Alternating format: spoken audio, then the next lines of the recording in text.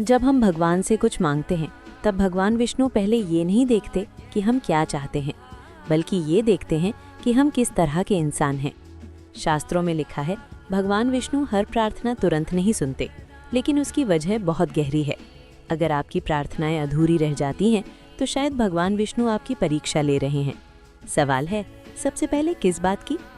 भारतीय परंपरा में भगवान विष्णु को पालनकर्ता कहा गया है। वो सृष्टि को चलाते हैं, संतुलन बनाए रखते हैं और धर्म की रक्षा करते हैं। लेकिन शास्त्रों में एक बात बार बार आती है, भगवान विष्णु कभी भी बिना परीक्षा लिए वरदान नहीं देते। अब सवाल ये है, वो हमारी परीक्षा किस चीज़ की लेते हैं? पहली और सबसे बड़ी परीक्षा धैर्य की परीक्षा। भगवान विष्णु सबसे पहले हमारी धैर्य की परीक्षा लेते हैं। श्री राम का जीवन देखिए, वनवास मिला, राज्य छिन गया, सीता हरण हो गई, लेकिन राम ने कभी अधर्म का रास्ता नहीं चुना। भगवान विष्णु ये देखना चाहते हैं कि जब जीवन कठिन हो तब भी क्या तुम सही रहोगे। आज हमारी जिंदगी में भी यही होता है। हम प्रार्थना करते हैं, भगवान अभी दे दो, लेकिन उत्तर देर से आता है, क्योंकि विष्णु जी देख रहे होते हैं। क्या हम इंतजार में भी श्रद्धा बनाए रखते हैं? दूसरी परीक्षा, अहंकार या विनम्रता। भगवान विष्णु अहंकार को सबसे बड़ा दोष मानते हैं। राजा बलि की कथा याद कीजिए, वो दानवीर थे, शक्तिशाली थे, लेकिन उनमें अहंकार नहीं था।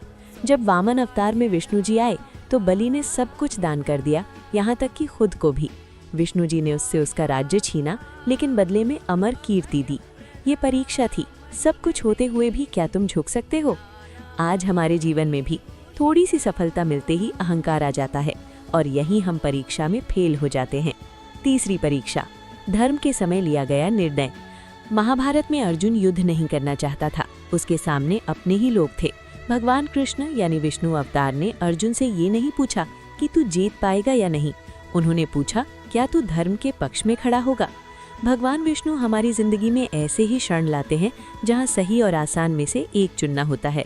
विष्णु ही जीत नहीं देखते, वो नियत देखते हैं।